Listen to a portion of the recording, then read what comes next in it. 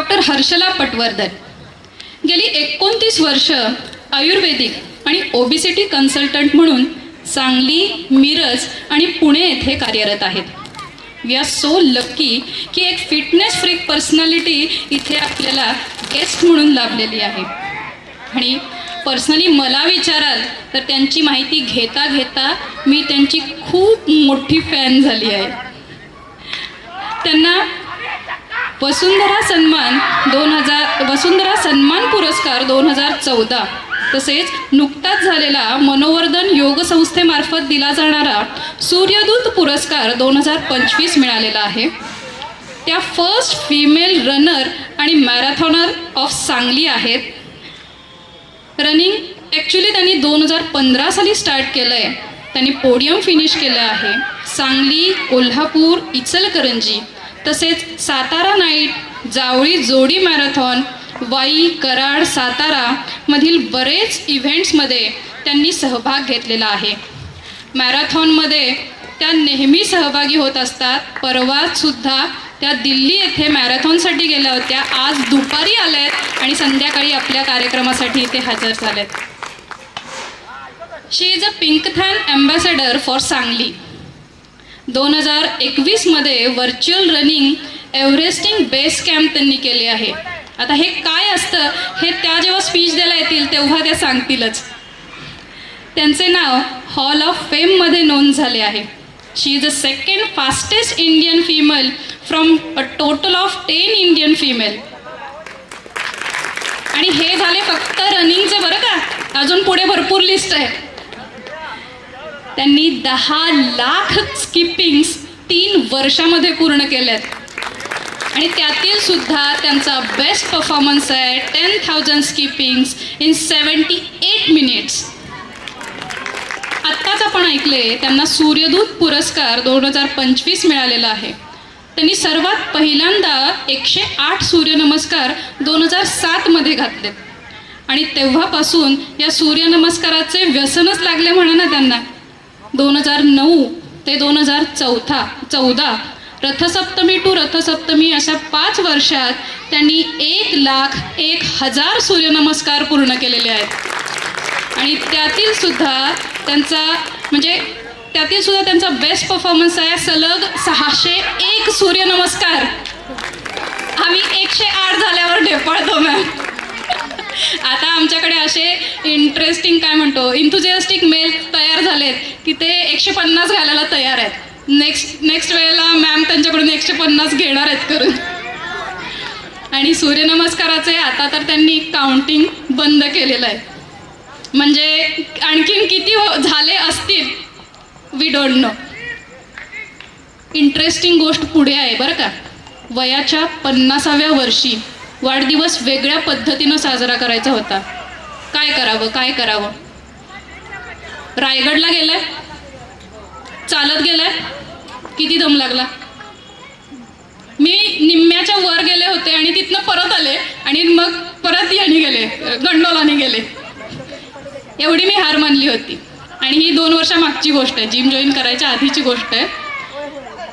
रायगड सलग 3 वेळा चढून उतरण्याचा भीम पराक्रम फक्त 4.5 तासात मॅमनी वयाच्या 50व्या वाढदिवसा दिवशी केलाय.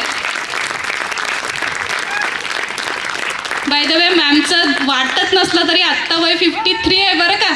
फक्त 53 वर्षाची तरुणी आज आपली गेस्ट आहे. अशा या डॉक्टर हर्षला पटवर्धन आपल्याला गेस्ट म्हणून लाभल्या आहेत. मी खरंच आपल्या सर्वांना खूप लकी समजते. मी डॉक्टर मॅमना रिक्वेस्ट करते त्यांनी कृपया स्टेजवरती यावं. मी नीलम मॅम आणि धीरज सरना सुद्धा रिक्वेस्ट करते त्यांनी स्टेजवर येऊन मॅमना सन्मानित करावं. Good evening. असं तर मी हेल्थ आणि फिटनेसमध्ये काम करते त्यामुळे नेहमीच मला असं व्याख्यानं देण्याचा प्रसंग येतो. पण आजच्या ह्याच्यात आणि नेहमीमध्ये फरक असा आहे की युजली जेव्हा मी व्याख्यान द्यायला जाते तर असं माझी एक स्टाईल असते. सुरू करताना मी सहज विचारते की तुमच्यापैकी रोज एक्सरसाइज किती जण करतात. आणि most of the time hardly 4-5 लोकांचे हात वर येतात. पण आज मी अशा मॉबच्या समोर आहे की असं मी म्हणलं तर सगळे 100% हात वर येतील आणि त्याचा मला विशेष आनंद वाटतोय. फिटनेसची ज्यांना आवड आहे त्यांच्यासमोर फिटनेसबद्दल बोलायला मला नक्कीच आवडेल. आता कसं आहे की बेसिकली तुम्ही सगळे एक्सरसाइज करताय, छान रोज रेग्युलर करताय, तुम्हाला सर आणि मॅडमसारखी भारी माणसं गायडन्ससाठी भेटली आहेत, त्यामुळे व्यायाम करा वगैरे असलं काही सांगण्याच्या पुढच्या स्टेपमध्ये बोलूयात आपण. की कसं असतं की एकच सांगेन तुम्हाला आज, की बऱ्याचदा काय होतं की आपण एखादा गोल ठेवतो, तेवढं अचीव करतो आणि सोडून देतो. म्हणजे माझ्या प्रॅक्टिसमधलं एक्झाम्पल सांगितलं तर बऱ्याचदा असं होतं की एखादं गोल घेऊन लोक येतात की मला बाबा ह्या लग्नामध्ये बारीक दिसायचं, हे आजकालचं झालं. पूर्वी लग्नासाठी, प्रेग्नन्सीसाठी, बारीक होण्यासाठी खूप जण यायचे, पण आजकाल असे छोटे छोटे गोल्स पण घेऊन येतात लोक की ह्या ड्रेसमध्ये मी फिट बसली पाहिजे म्हणून मला वेट लॉस करायचं आहे. तर मी नेहमी सगळ्यांना सांगत असते की गोल असं काहीतरी शॉर्ट टर्म ठेवू नका. लग्न काहीतरी, एखादं काहीतरी लग्न, ह्या स्वतःचं लग्न, दुसऱ्याचं लग्न, असलं छोटे छोटे गोल नको. आपल्याला कसं पाहिजे की लाईफ लॉंग मला फिट राहायचंय, हा जर हेतू आपल्या डोक्यामध्ये असेल तर मग ते सिरियसली आपण त्या गोलकडे बघतो. आणि कसं असतं की मोटिवेशन बऱ्याचदा थोडे दिवस टिकतं, कशात नाही आपण मोटिवेट होतो, एखादं लेक्चर ऐकतो, काही पण करतो, तर ते जास्ती वेळ टिकत नाही. तर त्यासाठी काय पाहिजे की आपण दीर्घकाळ प्रयत्न असा केला पाहिजे की सेल्फ मोटिवेटेड व्हायचं आहे आपल्याला. कुठलीही परिस्थिती असू दे, अडचण येऊ दे, आपल्याला कायम काहीतरी करत राहिलं पाहिजे. आणि बऱ्याचदा काहीतरी गोल ठेवत गेलो की मग ते गोल अचीव होतात, त्यानंतर दुसरा गोल ठेवायचा, अशा पद्धतीनं आपण आपला हा फिटनेसचा प्रवास करू शकतो. बऱ्याचदा असं होतं की येऊन आपण पेशंट्स मला येऊन सांगतात की मी हे करते, मी ते करते, आणि बघून त्यांच्याकडे काही वाटत नसतं असं. तर माझं नेहमी सगळ्यांना सांगणं असतं की मी काय करते हे सांगायला लागण्यापेक्षा ते माझ्या ह्याच्यातनं दिसलं पाहिजे, असं आपण प्रत्येकाने होण्याचा प्रयत्न करूया. म्हणजे उगीच म्हणायचं की मी एवढं केलं, तेवढं केलं आणि दिसतंय तर पोट सुटलेलं आहे किंवा अजून काहीतरी असेल, असं नको व्हायला आपण. तर थोडक्यात स्वतःशी स्पर्धा करूया. शेजारचं काय करतंय ह्याच्याशी अजिबात आपण विचार न करता आपली प्रगती कशी होईल. आता मी रनिंग करते, आता उल्लेख झाला तसा, तर आमच्या रनिंगमध्ये एक कॉन्सेप्ट असतो की पर्सनल बेस्ट. म्हणजे काय की माझं पर्सनल बेस्ट टायमिंग काय आहे. तर आता मी दिल्लीला गेले होते, बरेच जण आता नेहमी मला बक्षीस मिळतं, त्यामुळे बरेच जण मला अगदी कामाच्या बायकांपासून विचारतात की बक्षीस मिळालं का असं. तर म्हणलं की काही मॅरेथॉन्स हे बक्षिसासाठी नसतात. म्हणजे जेव्हा तुम्ही एखादी नॅशनल लेवलची मॅरेथॉन जाता जिथं 15-20 हजार पार्टिसिपेशन असतं, तर तिथं आपण पोडियमसाठी जात नाही आहे. तिथं मग काय गोल असतो की पर्सनल बेस्ट. म्हणजे आत्तापर्यंत मी आयुष्यात जे काही टायमिंग माझं आलं असेल 21 किलोमीटरचं, तर त्यातलं बेस्टेस्ट टायमिंग मला अचीव करायचं आहे. आणि दिल्ली मॅरेथॉन हा आमचा खास असा फ्लॅट रूट आहे. म्हणजे आपण बघतो की सांगली पण आपला फ्लॅट आहे, पण बऱ्याचदा सातारा किंवा कोल्हापूर इकडं कशा चढ उतार असतात, तर दिल्ली एकदम पूर्ण फ्लॅट आहे. तर तिथं जाऊन most of the time PB करायचा प्रयत्न करतात सगळे, आणि माझं पण PB झाला. आता मी 2 तास 18 मिनिटामध्ये 21 किलोमीटर केलं. तर थोडंसं माझ्याबद्दल सांगायचं तर मी काय करते की दर 3-4 महिन्यांनी एखादी मॅरेथॉन रजिस्टर करून टाकते. म्हणजे काय होतं की सातत्य राहतं आपलं त्याच्यामध्ये. नाहीतर काय होईल की आता मी आले दिल्लीहून आणि असं होतं की आता काय पुढं काहीच नाही आहे, मग चला निवांत राहूया जरासं. तर असं न करता काहीतरी 4 महिन्यांनी गोल असेल तर आपण आपोआप रेग्युलर प्रॅक्टिसमध्ये राहतो. प्रत्येकाने आपलं कुठलाही जो आवड असेल व्यायामाची त्यामधलं काहीतरी गोल आपण ठेवू शकतो. वेट लिफ्टिंग करत असू तर बाबा अमुक वेट मला उचलायचंय, सूर्यनमस्कार करत असेल तर काय 108 करायचे आहेत, किंवा असं काहीही तुम्ही ठरवू शकता.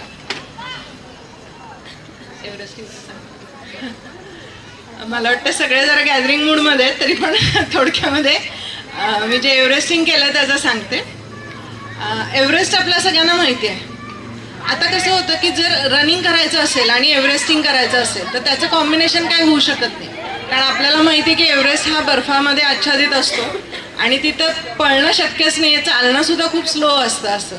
तर म्हणून व्हर्च्युअल रनिंग एव्हरेस्टिंग असा कॉन्सेप्ट असतो. म्हणजे ह्यामध्ये तुम्ही एव्हरेस्टवर जात नाही आहे डायरेक्ट, तर कुठलाही एक चढाचा तुम्ही तुकडा निवडताय 1-1.5 किलोमीटरचा, तुमच्या प्रत्येकाला चॉईस असतो, आणि त्याच्यावर रिपीट्स करायचे. म्हणजे आता आम्ही जो भोर घाटामध्ये एक पॉईंट आहे, म्हणजे गाडी चालवणारे जुन्या हायवेवर कधी गेले असतील तर त्यांना माहीत असेल, त्या पॉईंटचं वर्णन असं करतात की तिकडं गाडीची पुढची चाकं लिटरली उचलली जातात असं. आता आपण नवीन हायवेवरनं जातो त्यामुळे तो पॉईंट येत नाही, पण पूर्वी जे गेले असतील मुंबईला तर त्यांना नक्की माहिती असेल. तर असं आमचं एक पॉईंट आम्ही 1.25 किलोमीटरचा निवडला होता की ज्याच्यामध्ये 100 एलिव्हेशन होतं. आता 100 एलिव्हेशन मला इथे सांगायला एक्झाम्पल पण नाही आहे कुठं, कारण आपल्या दंडोबाला कोण गेला असेल दुसरा चढाला तर तिथं 50 एलिव्हेशन मिळतं. तर असं आमचा 100 एलिव्हेशनचा ट्रॅक आम्ही घेतला होता की जो म्हणजे चालणं पण ॲक्च्युली मुश्किल असतं, प्रचंड प्रॅक्टिस करावी लागली त्यासाठी. आणि अशा पद्धतीनं ते एकदा केलं की 100 होतात. आणि आपल्याला 4,500 मीटर म्हणजे 13,500 फूट एवढं एलिव्हेशन आपल्याला अचीव करायचं असतं. तर ह्याच्यामध्ये रिपीट्स करायला लागतात. तर असे मी 45 वेळा ते चढले उतरले असं केलं. साधारण हे सगळं 1 स्ट्रोक करायचं असतं. ह्याच्यामध्ये तुम्ही छोटे ब्रेक घेऊ शकता, पण असं खूप झोप बीप नाही घेऊ शकत. तर टोटल मला 13.5 तास लागले हे करायला. माझीच एक मैत्रीण, आमचा जो ग्रुप होता त्यामध्ये माझीच एक मैत्रीण माझ्यापेक्षा 2 मिनटं पुढं होती. ती फर्स्ट आणि मी सेकंड आहे. इंडियामध्ये आत्तापर्यंत फक्त 10च बायकांनी हे केला आहे असा हा प्रयोग एव्हरेस्टिंग करण्याचा. त्याच्यामध्ये माझं टायमिंग सेकंड फास्टेस्ट असं येतं. आणि वर्ल्डमध्ये सुद्धा फक्त 60च बायकांनी हा प्रोजेक्ट केलेला आहे, कारण खूप टफ आहे, भरपूर प्रॅक्टिस करावी लागते. त्यामुळे सहसा कोणी ह्याच्या नादाला लागत नाही. बाकीच्या इव्हेंट्स खूप जण करतात, पण हे खूप रेअर आहे. 50वा वाढदिवस जेव्हा होता ते वर्ष मी असं ठरवलं होतं की आपण काहीतरी नवीन नवीन अचिव्हमेंट्स करूया. तर त्या ह्यानी मी माझे 50 किलोमीटर रनिंग, हे एव्हरेस्टिंग आणि तो रायगड अशा 3 गोष्टी मी केल्या होत्या. अशा पद्धतीनं करत असते काहीतरी. फिटनेसबद्दल जेवढं सगळ्यांना मोटिवेट करता येईल तेवढा माझा नेहमी प्रयत्न असतो. तुम्ही पण छान मार्गामध्ये आहात, असंच तुमची जर्नी कंटिन्यू राहू दे. आणि लाईफ लॉंग ह्या गोष्टी करायच्यात हे मात्र पक्क लक्षात ठेवा. काही जरी अडचण आली तर कधी सोडायचं नाही. छोटा ब्रेक घेऊया पण मोठा ब्रेक नको. ड्रीम आपला असं ठेवूया. शेवटी जाता जाता एकच सांगते की ड्रीम आपला असं असू दे की आयुष्य किती आहे माहिती नाही आहे, पण जे काही असेल त्याच्या लास्ट डेपर्यंत आज जसं फिटनेस आहे असंच राहायला पाहिजे. हे आपण आपलं गोल ठेवूया सगळ्यांचं. आणि हा तुमच्या फिटनेसच्या प्रवासासाठी माझ्या खूप खूप शुभेच्छा. आज मला इथं बोलवलं त्याबद्दल मनापासून धन्यवाद. नमस्कार, माझं नाव Neelam Gazi, fitness definition founder and fitness coach. गेली 10-15 वर्ष झालं फिटनेस इंडस्ट्रीमध्ये काम करते आहे. खूप भरपूर काही अनुभव आहेत सगळ्यांबरोबर. म्हणजे प्रत्येक इथे सांगलीत ट्रेनिंग घेताना किंवा मुंबई पुण्याला ट्रेनिंग घेताना फिटनेस म्हणजे काय अजून हे लोकांना आम्ही सतत सांगत असतो, पण अजून ते लोकांपर्यंत पोचलेलं नाही आहे. म्हणजे फक्त बारीक दिसणं म्हणजे फिटनेस आहे असं नाही आहे. तर मी सगळ्यांना कायम तेच सांगते की 3 गोष्टी कायम लक्षात ठेवा: स्ट्रेंथ, स्टॅमिना आणि फ्लेक्झिबिलिटी. आम्ही हा स्टुडिओ ओपन करण्याच्या मागचा रिझनच असा आहे की आपण फक्त एकाच गोष्टीवर फोकस नाही केलं पाहिजे. आपण स्ट्रेंथ पण बॉडीमध्ये तेवढीच पाहिजे, स्टॅमिना पण तेवढाच पाहिजे आणि फ्लेक्झिबिलिटी पण तेवढीच पाहिजे. ह्याच्यासाठी सतत आमचे प्रयत्न असतात. म्हणून आपण वीकली तसाच प्लॅन केलेला आहे की सगळ्या फॅसिलिटीज तुम्हाला फिटनेस स्टुडिओमध्ये मिळण्यासाठी. तर आपण मंडेला जसं फंक्शनल घेतो याच्यामध्ये तुमचा स्टॅमिना इम्प्रूव्ह होणार आहे. ट्यूजडेला योगा घेतात सर, त्याच्यामध्ये तुमची फ्लेक्झिबिलिटी वाढणार आहे. वेनसडेला अप्पर बॉडी. हा सिक्वेन्स त्याच्यानुसारच आपण प्लॅन केलेला आहे. तर सगळ्यांना हेच सांगायचं आहे की फिटनेस म्हणजे काय हे तुमच्या डोक्यात आहे. म्हणजे मला संध्याकाळी 6 तास जर एखाद्या व्यक्तीला छान झोप लागत असेल तर तो व्यक्ती फिट आहे. बरेच जणांना झोप येत नाही, याच्यासाठी गोळी पण घ्यावी लागते, बरोबर आहे. आणि जो दैनंदिन जीवनामध्ये दिवसभरात फुल ॲक्टिवनेसनी काम करतो तो व्यक्ती पण फिटच आहे. आता माझ्याकडे पण सगळ्या लेडीज येतात ना की मॅडम मला 15 दिवसात बारीक व्हायचं आहे, मॅडम मला 1 महिन्यात बारीक व्हायचं आहे. जसं मॅडमनी सांगितलं सेम, लग्नाच्या आधी पण 3 महिने येतात, मॅडम मला 10 किलो कमी करून द्यायचे, मला हा ब्राईडचा ड्रेस घालायचा आहे, हे करायचं आहे, ते करायचं आहे. पण हे असा फिटनेसचा रोल नसतोच. आपण म्हणतो ना, मी कमीत कमी सांगते सगळ्यांना की तुम्ही जेव्हा फिटनेस जर्नी तुमची स्टार्ट करता तेव्हा कमीत कमी 3 महिने तुम्हाला स्वतःवर काम करायला लागतं. म्हणजे तुमचे फॉर्म, टेक्निक, ब्रीदिंग टेक्निक ह्या सगळ्या गोष्टींचं 3 महिने तुम्हाला शिकायला वेळ द्यावा लागतो आणि त्याच्यानंतर तुमची बॉडी तुम्हाला रिझल्ट द्यायला लागते, बरोबर आहे. पण त्याच्यासाठीच आपण ना वर्षभरामध्ये 2 वर्कशॉप आयोजित केलेले असतात. एक 40 दिवसाचा कॅम्प असतो त्याच्यामध्ये तुम्हाला 4 डाएट प्लॅन दिले जातात, तुमचा बिफोर आफ्टर मेजरमेंट घेतले जातात आणि त्या कॅम्पमध्ये एवढे प्रयत्न असतात की सगळ्या ॲक्टिव्हिटी घेऊन तुमचं वजन कसं कमी केलं जाईल, तुमचे मेजरमेंट्स कसे केले जातील आणि इथून तुमचा स्ट्रेस थोडा कसा कमी केला पाहिजे. तर याच्यामध्ये आपण ॲक्वा झुंबा घेतो, ॲक्वा योगा घेतो, 5 किलोमीटर रनिंग घेतो. ज्यांना अजिबात चालायची सवय नाही आहे त्यांना सांगितलं मॅडम की थोडं वॉकिंग केलं तरी चालेल, तुमचा इथला स्ट्रेस रिलीफ होतो. वॉकिंग केलं तरी तुम्ही बघा, कधीतरी उठा आणि सकाळी छान हवेमध्ये वॉक करून या, तुम्हाला खरंच छान वाटेल. एवढं सुंदर वाटतं सकाळी नेचरच्या ह्याच्यामध्ये गेल्यानंतर. त्यासाठी 5 किलोमीटर वॉकिंग ह्या छोट्या ॲक्टिव्हिटी आपण ह्या कॅम्पमध्ये घेतो. 108 सूर्यनमस्कार कंपल्सरी दरवर्षी आम्ही रथसप्तमीला 108 सूर्यनमस्कार मॅडम घालण्याचा इव्हेंट करतो दरवर्षी 21 जून आणि रथसप्तमीला. जसं मॅम तुम्हाला पिंकेथॉनला मी फर्स्ट तुमच्या ह्याला जॉईन होते, मी तुम्हाला म्हटलं ना की पिंकेथॉनला फर्स्ट मी तुमच्याबरोबरच सूर्यनमस्कार घातलेत. त्यामुळे मी मॅडमच्या पिंकेथॉनच्या ग्रुपला जॉईन होते. मॅडमनी तेव्हा फर्स्ट टाईम सूर्यनमस्कारचा इव्हेंट घेतला आणि यावर्षी आपण संक्रांतीला पण घेतलं आणि रथसप्तमीला पण घेतले. दोन्ही वेळेला आपण 108 सूर्यनमस्कार घातलेले आहेत. तरीसुद्धा मी रोज सगळ्यांना सांगत असते सगळ्या बॅचमध्ये की तुम्ही झाल्यानंतर एक 11 सूर्यनमस्कार घाला. पण आम्हाला फार कंटाळा येतो सूर्यनमस्कार घालायला, आहे की नाही. रोज मी सांगते 10 सूर्यनमस्कार झाल्यावर घाला, स्ट्रेचिंग म्हणून घाला, पण घाला. पण आम्हाला मॅडम कंटाळा येतो सूर्यनमस्कारचा. तर ॲक्च्युली हा फिटनेसचा गोल सांगण्याचा रिझन हेच आहे. फिटनेस डेफिनेशनचा मागचा रोल आहे की तुम्ही फिट राहावं आणि तुमचा स्टॅमिना, स्ट्रेंथ, फ्लेक्झिबिलिटी ह्या तिन्ही गोष्टी एका लेवलनी इम्प्रूव्ह होण्यासाठी आपण फिटनेस डेफिनेशन घेतलेलं आहे. आणि मला अजून सांगू वाटतं की लेडीजला फार जास्त गरज आहे वर्कआउटची. म्हणजे असं नाही आहे की घरातलं काम करते म्हणून मी फिट आहे, तर तसं नाही आहे. तुम्हाला प्रत्येक मसलला फ्लेक्झिबिलिटी सगळं गरजेचं आहे. त्यामुळे तुमच्या फ्रेंड्सना, तुमच्या सगळ्या मैत्रिणींना सांगा की फिटनेस का गरजेचं आहे. आपण म्हणतो ना की असं वाटतं ना की दवाखान्यात आपण एक दिवस ICUमध्ये झोपून बघितलं ना, असं सगळ्यांना वाटतं की नाही देवा आता यातनं मला बरं कर, उद्यापासून मी लगेच एक्सरसाइज चालू करतो. बरोबर आहे ना. तर हे असं नसतं. त्यामुळे आपण जेवढी आपल्या तब्येतीची काळजी घेऊ, बरेच जण म्हणतात उद्यापासून चालू करूया, उद्यापासून चालू करूया. उद्याचा दिवस आणि सोमवार कधीच येत नाही. आज किंवा आत्तापासूनच चालू केलं तरच होतं. आणि बऱ्याच जणांना जिम जॉईन केल्या मॅडम 1 आठवडा झालं माझं 100 ग्रॅम पण हललेलं नाही आहे. अरे कसं हलेल, एवढ्या वर्षानुवर्ष मी काहीच केलेलं नाही आहे आणि मी माझ्या बॉडीला आत्ता कुठे त्याच्यामध्ये घातलंय, तर एका आठवड्यात माझं वजन कसं कमी होईल. 21 दिवस आपली बॉडी ती गोष्ट समजण्यासाठी घेते. त्यामुळे थोडासा विचार करा की फिटनेस म्हणजे लाईफ लॉंग आहे. म्हणजे आमचे सर असं म्हणायचे की एक दिवस जर तुम्ही वर्कआउट केला नाही ना, तर त्या दिवशी तुम्ही उपवास ठेवायला पाहिजे.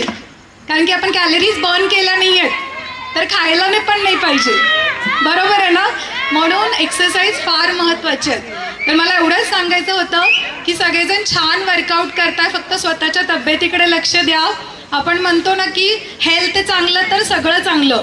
तुम्ही छान जग आयुष्य एन्जॉय करू शकता. Okay, thank you. फिटनेस डेफिनेशनची सुरुवात माझा प्रवास जो होता जिममध्ये जो सुरुवात झाली ती ॲक्च्युली 2004पासून. आणि त्यावेळेपासून जे प्रवास होता कराडमध्ये थोडं 3 वर्ष मी जॉब केला संगम हेल्थ क्लबला. त्याच्यानंतर मी आपलं तलवलकर जॉईन केलं. पण इथं थोडंसं काम करत असताना एक गोष्ट लक्षात येत होतो की आहेत म्हणजे जिममध्ये लेडी मेंबर्स नसतात असं कधी नाही आहे, पण काही फॅमिलीज अशा आहेत की अजून पण त्यांना कम्फर्ट नाही भेटत किंवा त्यांना जिमबद्दल काहीतरी मनामध्ये असं काहीतरी डाऊट्स असतात, त्यामुळे ते जिम नाहीत करत. त्यामुळं एक असं आलं की बाबा त्यांना थोडंसं असं स्पेस मिळावा आणि आपण त्यांना व्यवस्थित गाईड करावं म्हणून एक जिमचं डोक्यामध्ये होतं. आणि ते स्वप्न नीलमसोबत आम्ही 2016मध्ये 11 डिसेंबर 2016ला सुरू केलं. तर याचा प्रवास असा की लेडी मेंबर्सनी खरं तर फिट राहिलं पाहिजे. आणि आमचे जे स्टुडंट्स आहेत इथं त्यांच्यामध्ये जी एनर्जी निर्माण करायचं काम आहे ती नीलमचा मोठा रोल त्याच्यामध्ये आहे, माझ्यापेक्षा जास्त. फक्त तुमची एनर्जी जी ॲक्च्युली आता मॅडमनी जे सांगितलं फिटनेस म्हणजे काय होतं की फिटनेस आम्ही जिम जॉईन केली की पहिल्यांदाच त्या स्केलवर, दुसऱ्या दिवशी स्केलवर, तिसऱ्या दिवशी रोज त्या स्केलवरतीच आम्ही आहे. तो एकतर स्केल रडत असेल नाही तर मग तुमच्या डोक्यात प्रेशर तयार करता येते. त्यामुळं प्लीज मॅडमनी ॲक्च्युली तुम्हाला सगळं गाईड केलेलं आहे. मी जे बोलणार होतो ते मॅडमनी सांगितलं तुम्हाला. तुमचं टार्गेट तुम्हाला माहिती पाहिजे की आपल्याला, आणि त्या टार्गेटपासून ॲक्च्युली तुमच्याकडूनच आम्ही हे शिकलो, योगा, एरोबिक्स, झुंबा. आम्ही फिट झालो त्याच्यामध्ये. पण आम्ही काय आज योगाचा कंटाळा आला, चला आज मला योगा नाही करायचं. आपल्याला आपलं टार्गेट माहिती पाहिजे, त्याच्यावरती आपल्याला सतत काम केलं पाहिजे. आणि आपलं फिटनेस एक्सरसाइज म्हणजे काय आहे तर एक्सरसाइज म्हणजे तुम्हाला दरवेळेला तुम्हाला एक चॅलेंज तुम्ही ॲक्सेप्ट केलं, तुम्ही त्याच्यामध्ये ते अचीव केलं की तुम्हाला थोडी एक लेवल थोडीशी इन्क्रीज करायला लागणार आहे, तर तो एक्सरसाइज असणार. आम्ही त्याच ह्याच्यामध्ये रिस्ट्रिक्टेड राहतो आहे. तर असं न करता थोडंसं आपल्या प्रत्येक ॲक्टिव्हिटीला वेळ द्या आणि त्याचा रिझल्ट तुम्हाला 3 महिने 6 महिने याच्यामध्ये तो नक्कीच दिसेल. आणि फक्त स्वतःला ते वेट लॉस करणं आणि ह्याच्यामध्ये तुम्ही न राहता स्वतःला फिट राहणं, एनर्जेटिक तुम्हाला फील झालं पाहिजे दिवसभर. आणि 24 तास मोटिवेटेड राहणं, हे मोटिवेशन कुठं तुम्हाला विकत नाही भेटणार. तर ते तुमचं तुम्हालाच मोटिवेटेड राहणं गरजेचं आहे. आणि सातत्य ठेवणं, कधीतरी कंटाळा येणार ह्या गोष्टी ठीक आहेत. आज काय एक वेट ट्रेनिंगचा कंटाळा आला हे नेहमीचंच कारण असतं, पण सातत्य ठेवा, आपला एक्सरसाइज करत राहा आणि असेच फिट राहा. थँक्यू.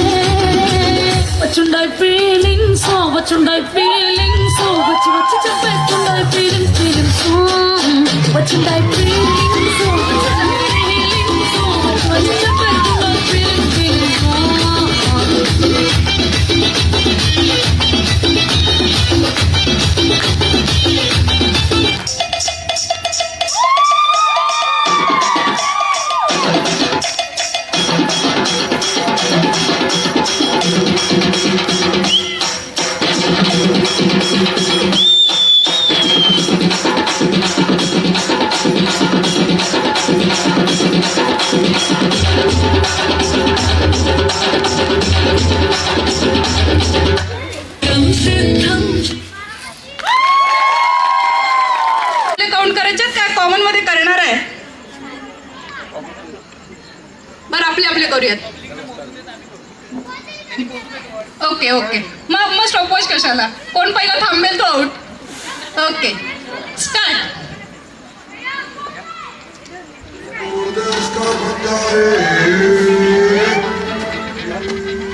1 2 3 4 5 6 7 8 10, 11, 12, 13, 14, 15, 6, 7, 8, 9, 21, 2, 23, 24, 25, 26, 27, 28, 29, 30, 1, 32, 33, 34, 35, 36, 37, 38, 39, 40, 41, 42. Basta.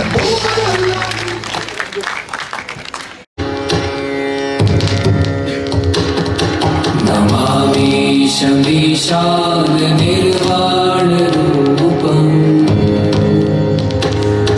विभुं व्यापकं ब्रह्मवेदस्वरूपम् निजं निर्गुणं निर्विकल्पं निरीहम् चिदाकाशमाकाशवासं भजेऽहम्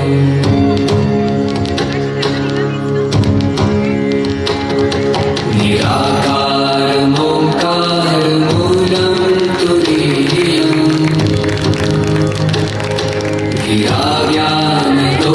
गिराव्यानतोतीतमीशं गिरीशम् करालं महाकालकालं कृपालुं गुणागार संसारपालं नतोऽहम्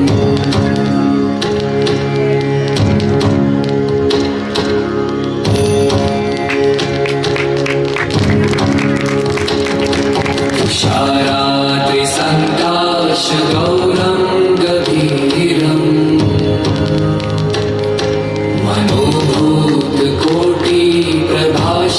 मनोभूतकोटिप्रभाश्रीशरीरम्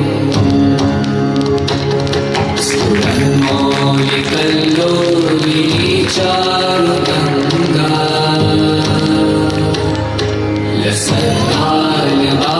लसन्धालबालेन्दुकण्ठे भुजङ्गा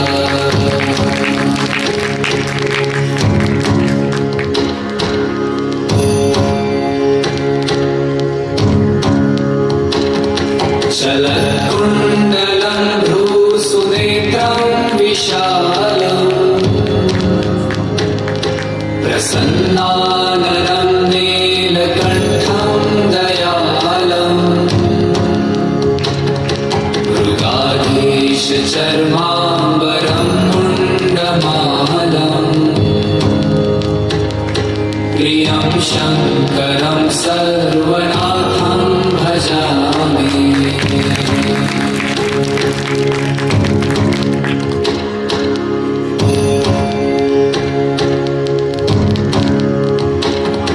प्रचण्डं प्रकृष्टं प्रगल्भं परेशम् अखण्डम् अजं भानुकोटिप्रकाशम्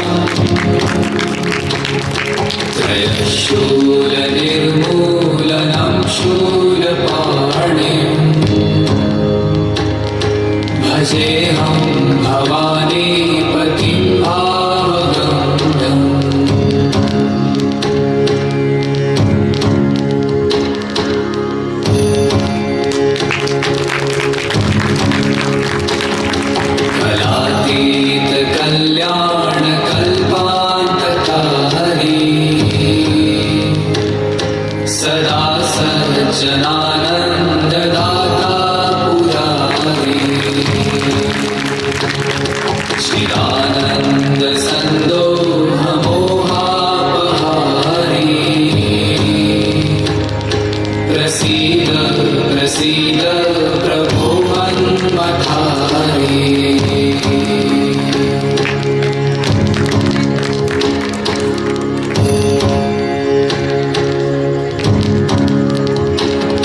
नयावत् उमानाथ पादारविन्दम् भजन्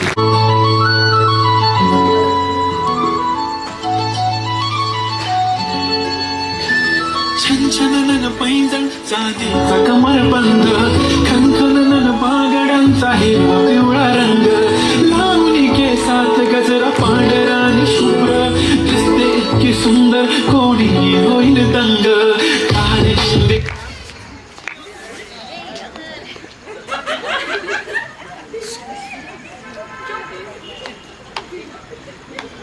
रिस्टार्ट करा गाणं चालेल चालेल चालेल अजून एकदा हात वर करायचा वन्स मोर म्हणे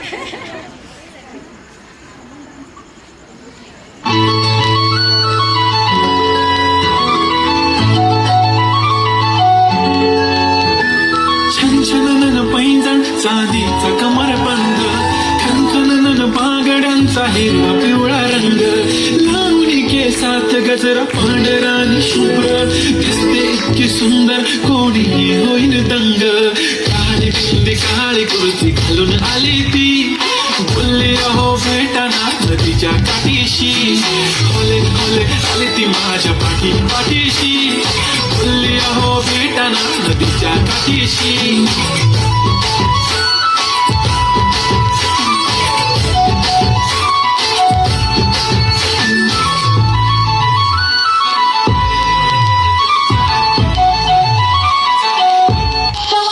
गोरी है कलाइया पहला तो तुझे हरी हरी चूड़िया गोरी है कलाइया पहला तो तुझे हरी हरी चूड़िया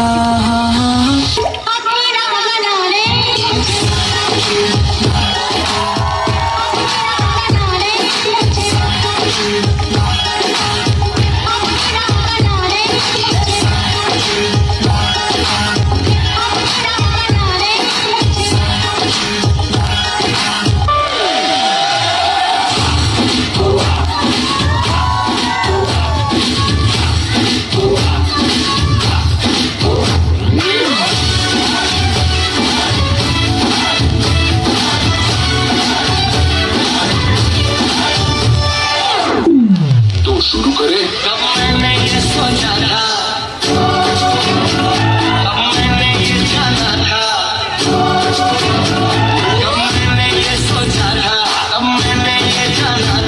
तुम उसने बदल जाओगे तुम उसने मुझे चाहोगे तुम इतना प्यार करोगे तुम इकरार करोगे मेरे महबूब मेरे महबूब मेरे शुक्रिया मेहरबान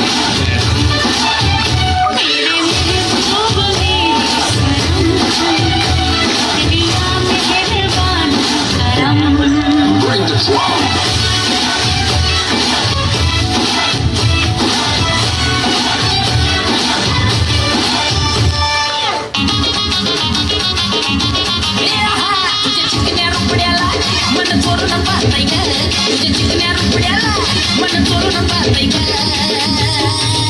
दिलात झापूक झुपूक झापूक झुपूक वाजत राहतंय ग दिलात झापूक झुपूक झापूक झुपूक वाजत राहतंय ग दिलात झापूक झुपूक झापूक अंगारों का अंदर सा लगता है मेरा सामने लग्न सजला उकडा चंद्रवाणी फुलला ग राजा मजल हसतोय तसा की जीव माझा भुलावा तेरी राहों में फूलों का रास्ता है मेरा सामने गावाची पंचनावाची कन्यावाची घराणी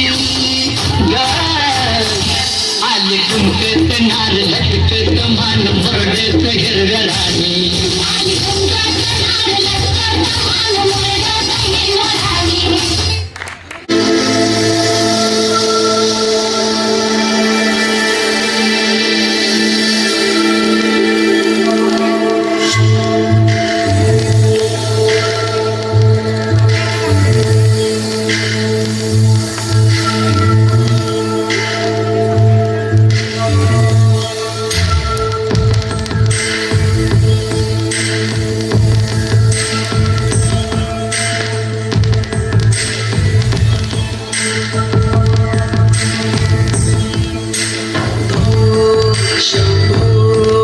शिव शम्भो स्वयंभो भो शम्भो शिव शम्भो स्वयंभो भो शम्भो शिव शम्भो स्वयंभो भो शम्भो शिव शम्भो स्वयंभो भो शम्भो शिव शम्भो स्वयंभो भो शम्भो शिव शम्भो स्वयंभो भो शम्भो शिव शम्भो स्वयंभो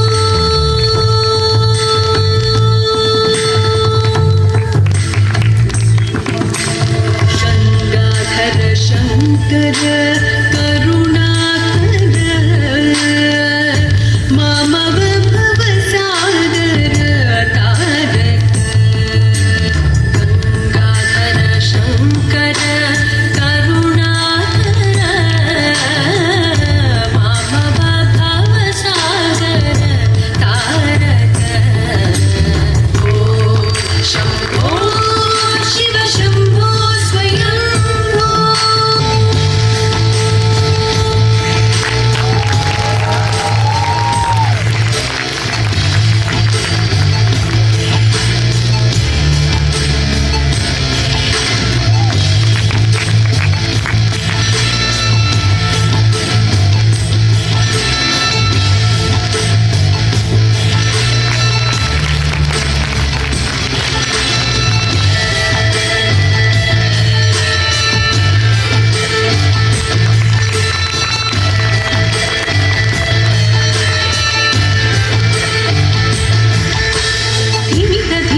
धिमी धिमी किट किट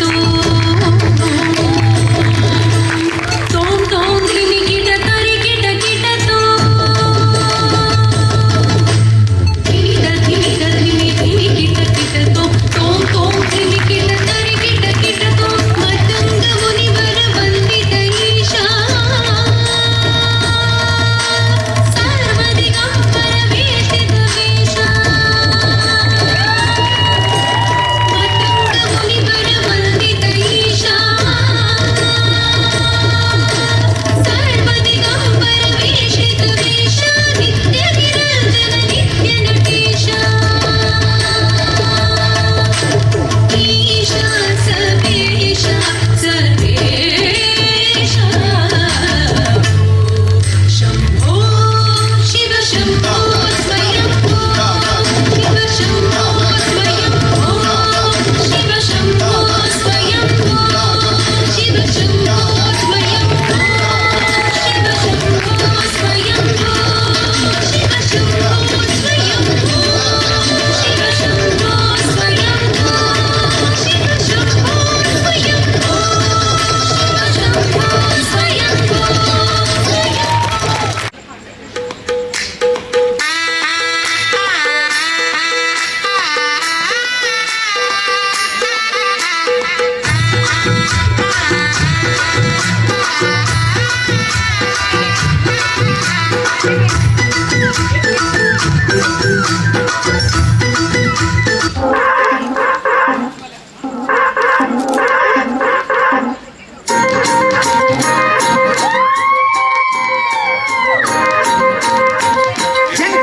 ఎంకమ్మ సురచేడుతో మమ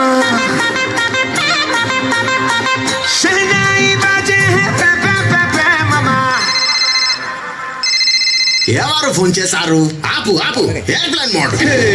ఎంకమ్మ సురచేడుతో మమ షహనాయి బాజే హై పే పే పే పే आओ धमक धमक धमक पैर म्यूजिक पे तिरके झूमेंगे गाएंगे हम सारे मिलके आज बजे जश्न वाली जोर जोर जोर जोर पूंगी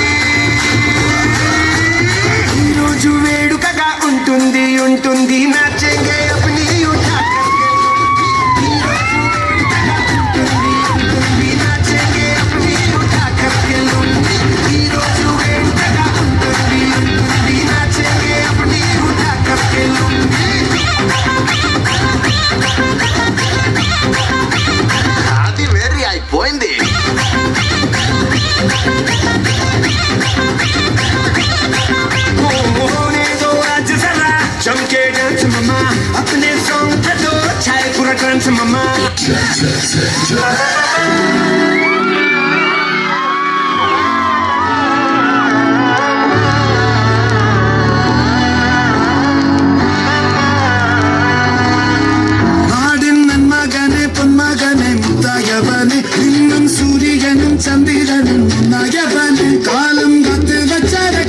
तुम्ही सिंहारगणे अन्नांनी शरचोराट तुम्ही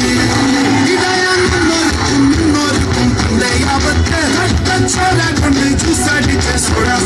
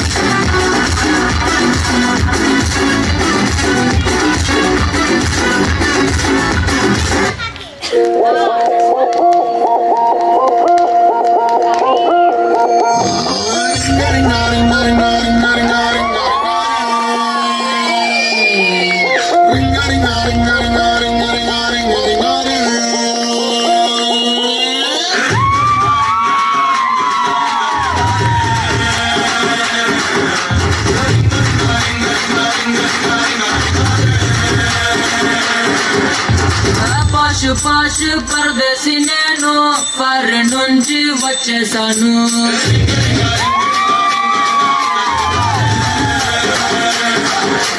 మీరు బస్సు ఎక్కి ఎక్కి రోతే పుట్టి ఎర్ర బస్సు మీద నాకు మోజా పుట్టి కొర్ర మీద కుర్రకాళ్ళ ఆర పట్టి బెంగళూరు కళ్ళినాను మంగళూరు కళ్ళినాను బీహారు కళ్ళినాను జైపూరు కళ్ళినాను రాయలూరి సీమకొచ్చి సెట్ అయ్యాను ఓహో दादा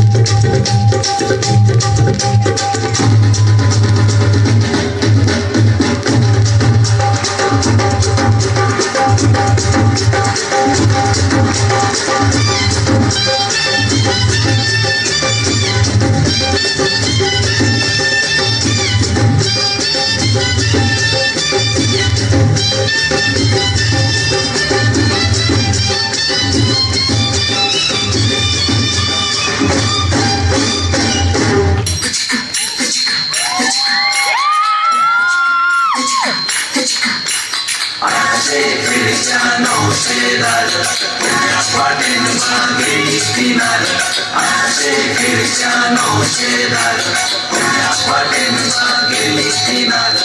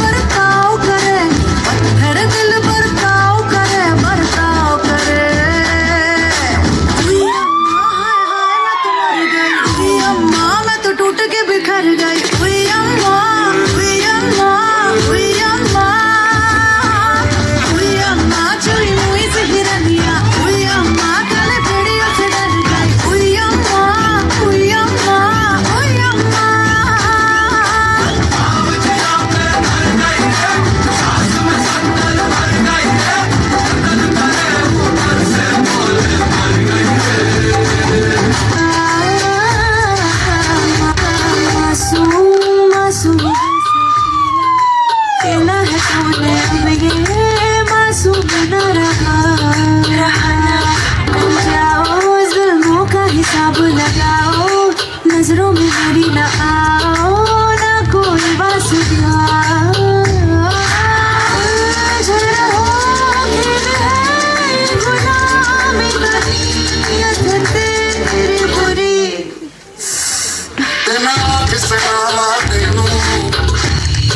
मेरे सोनिया किसे नामा तेनू मेरे सोनिया किसे नामा तेनू मेरे सोनिया किसे नामा तेनू मेरे सोनिया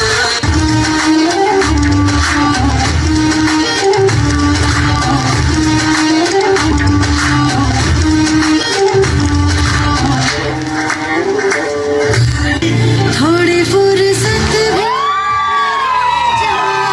भी बाहों को दीजिए आज की रात मजा उसका आंखों से लीजिए आज की रात मजा उसका आंखों से लीजिए वक्त बर्बाद न बिन बात की बातों में कीजिए वक्त बर्बाद न बिन बात की बातों में कीजिए आज की रात मजा हुस्न का आंखों से लीजिए आज की रात मजा हुस्न का आंखों से लीजिए। उसके बाद थोड़ा प्रॉब्लम आया था तो 1 किलो और बढ़ गया था।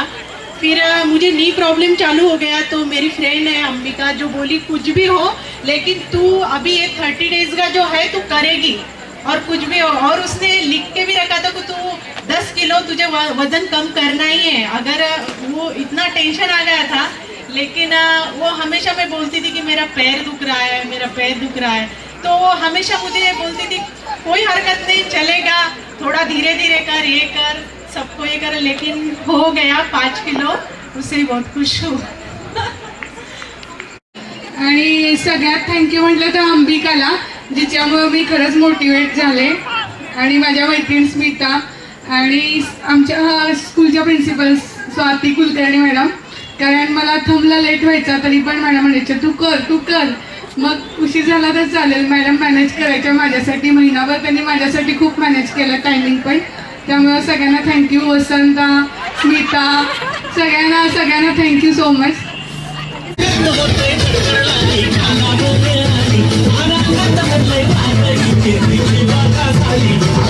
बहीण झालो यार अगं बहीण झालो यार आणि तुझ्याच साठी बनून मजनू मागं आलो यार. कळलंय चिंता तर मग आलं यार. झालं चिंचिंग चिंचिंग चिंचिंग